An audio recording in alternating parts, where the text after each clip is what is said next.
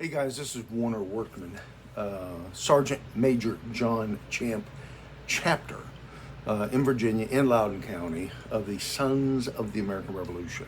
Listen, I wanted to just give y'all guys a heads up on Charlevilles, right? So we all know they're like the premium little flintlock, for most of the people in SAR. They're very hard to get, right?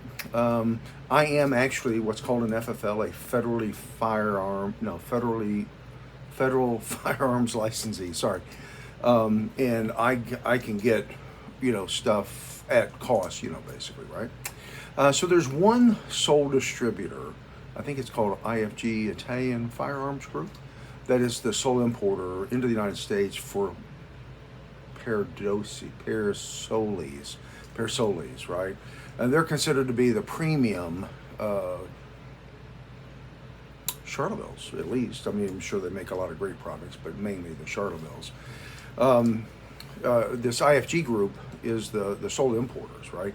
I've been trying for years to grab some, and they're just always out of stock. And and the way Parasole works, they chunk through their firearms offerings, and then they build a batch and move on. I have hit up IFG. I'm going like, somebody tell the Italians that this is America's 250, and maybe people want flintlocks, specifically the Charlevilles, right? So I actually managed to get my hands on one. Now this baby's mine, and I literally waited for years. Brand new, out of the box, straight from Italy. Now IFG actually is expecting some shipment.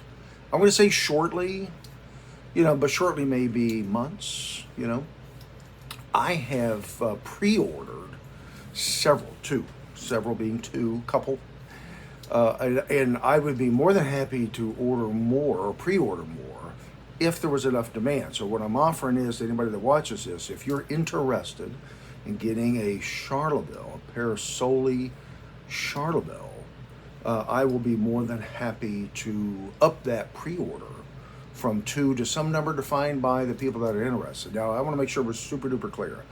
I'm selling these to SAR members only, right, at cost.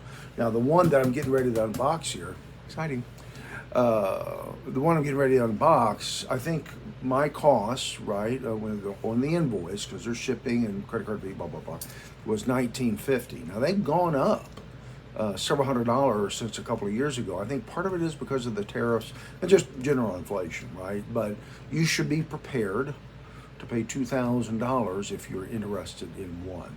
So if you watch this video and you would like me to sort of back order one for you with no guarantee of when it's going to be delivered, I will be more than happy to do that for SAR only members, right? If you're just a gun collector, nice guy, don't pull the wings off flies, but not a SAR member. No, sorry. SAR members only. Anyway, with that said, let's start unveiling. I should have some fife and drum music playing in the background. Maybe I'll overlay the video with Yankee Doodle Doodle. Forever I've waited for this. Now, with that said, actually, let me say that. I can do the same thing with Traditions firearms. I can get those wholesale. I think my cost, and again, I'm happy to get them at cost and sell them to you. And sell them to you at cost, right? They're going to run about $550, maybe up to $600, depending on what the shipping fee is or credit card fee, whatever, right? I had actually bought a bulk of them here a few years ago, and I've slowly been selling them to SAR residents or SAR members. So we actually have quite a few people in this area, the Northern Virginia area, who are shooting Traditions Kentucky rifles, of which I think I had sold them at the time about $500, right? The next, if I do that again, if people are interested in a much more economical, entry price, right, into shooting flintlocks, right, 500-ish. Versus 2,000-ish. I don't mind doing the same thing for the Kentucky rifles as well, the Traditions. They will probably, like I said, they'll probably be closer to 600 in the future. Now, it just so happens I have one. one traditions that I'm selling for what I paid for it. I had it a number of years. It's the last one of that initial batch I bought, and I'm selling those for $500. So if you want a Kentucky rifle, which is what I shoot in all of our little musket firing events, really with no problem, right? I have one left at the $500 price tag. So let me know. Okay, with that said, let's get back to the unveiling.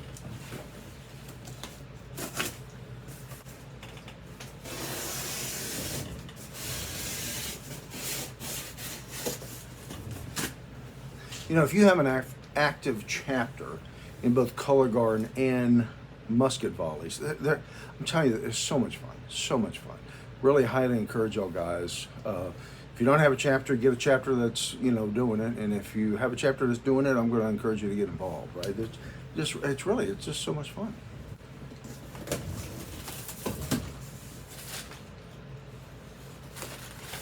Is it Pertasoli? I don't know why I can't remember how to pronounce the name. I think part of it is because I don't know how to spell it.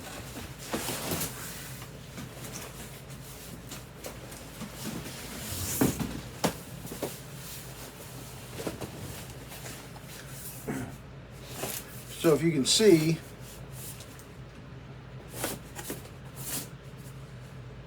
Pertasoli.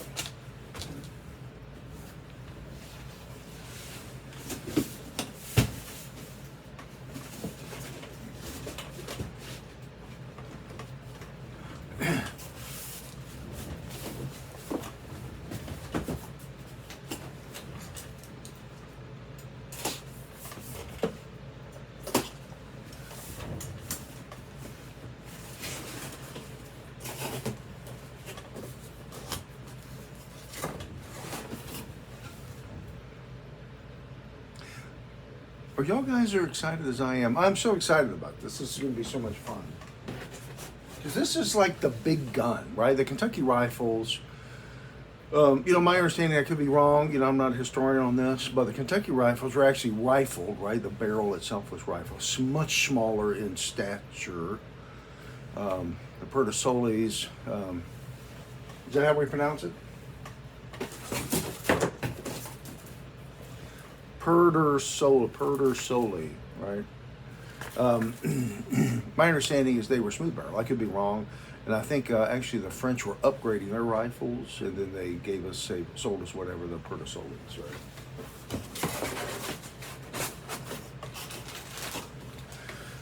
Drum roll, please.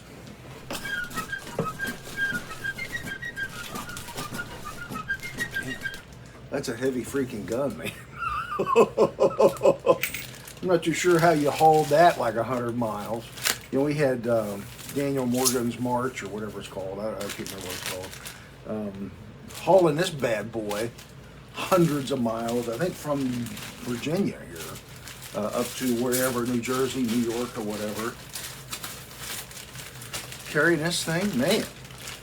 How's that work? I know you can't see it, so I'm going to get it back up here. So it's hermetically sealed in a jar. Oh, baby, look at that. Figure out where this is at. This is going to be sexy, baby. This thing's taller than me. Holy moly. I can't even believe it. Let's see how tall this is. So I got to at least be 4 feet. Well, if I stand up, all you're going to see is my belly button. But anyway, this is me. This is the rifle. I'm like, 5'7". Lean over. Right there. Goes up to my ear. So this is easily almost a 5-foot gun, right? You guys can see the lock mechanism. Okay, so my understanding, the term lock, stock, and barrel, right? Lock, stock, and barrel. My understanding was, in the modern vernacular, that means completeness. Like, hey, you can have the whole thing, lock, stock, and barrel, right? Where that phrase came from, my understanding, could be wrong, right?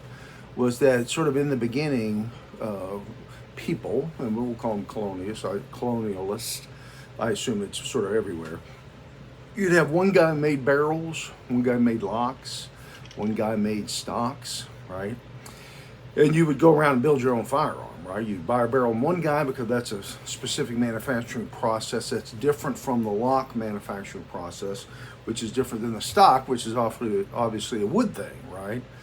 So some bright guy, some little entrepreneur, he said, hey, you know, if I bought in bulk all three, I could actually sell them all. It's one-stop shopping. It's the original Amazon. Come by, shop, you know, pick out a lock, you pick out a stock, you pick out a barrel, and the next thing you know, you're walking out assembling. Then I'm sure the next guy said, hey, you know, if I just put them all together, I could sell a completed firearm, right? That was probably, yeah, I don't know, Winchester, or, you know, I can't remember. Oh, it was Eli Whitney. Was it Eli Whitney? Anyway, so here you go, guys. I've got my lock, stock, and barrel. I am so excited. Oh my gosh! The spring on it, it's like a 20-pound spring on that, right? Anyway, hey, thanks a lot. If you want me to put you down for a pre-order on the Charlevilles, let me know. Now, with that said, you got to be somewhat local. Shipping costs, I don't know how much it would be, but it would be pricey. If you're willing to pay shipping, I'll be more happy to ship it to you. You don't have to have anything. These are legal to ship and sell to anybody that's allowed to own a firearm, but there's no background check. There's none of that. So if you're interested in getting on the wait list for it, let me know. I'll be more than happy to do it. Okay, guys, on hindsight, I actually want to show you the difference between the two, right? The Charlevilles and the Kentucky rifles. So again, sure enough, I did check. The barrel in the Charlevilles is a smooth bore, which meant it was less accurate at distance. Let's see if I can. All right, smooth bore. Does it look smooth bore? I think it looks smooth bore. I need to clean that out. In my Kentucky rifle,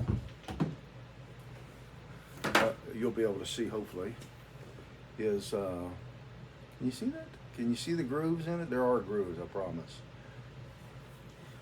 That's, now what I wanted to do was show you the difference. Now this is like, it's like half the weight. Let me see if I can get this. Well, you can just simply see how much longer the Charleville is. Let me see if I can get a somewhat of a size comparison, right? So I'm going to say, can you see it? That's a lot. I mean, that's like a foot. Charleville's like a foot longer, right? Definitely much heavier than the Kentucky rifle. I think in the end, I think I'm going to be, I'll stick with my Kentucky rifle a lot, especially if we got a lot of marching and carrying on to do. Totally separate, not related. I actually have a ball from Yorktown. You can get these online. I hope it's real. I have one. I tell people that. It's actually a musket ball from the Battle of Yorktown, Virginia. Anyway, I just wanted to share that with y'all guys. Again, I'm more than willing to, for SAR people only, right? Pre-order some Charlevilles for the Periodoses, right? Periodoses, Persoles, Periodontists, whatever the word is. And don't know when those are coming in, but the Kentucky rifles, I think I can get relatively short order. So let me know. More than happy to promote the musket fire activities of local SAR chapters, right? God bless. We'll talk to you later. Again, Warner Workman from the Sergeant Major John Champ chapter of the Sons of the American Revolution, leading up to America's 250. I've waited 50 years for this, right? I was a kid in 76 and hoped I lived to see the day I would see America at 250.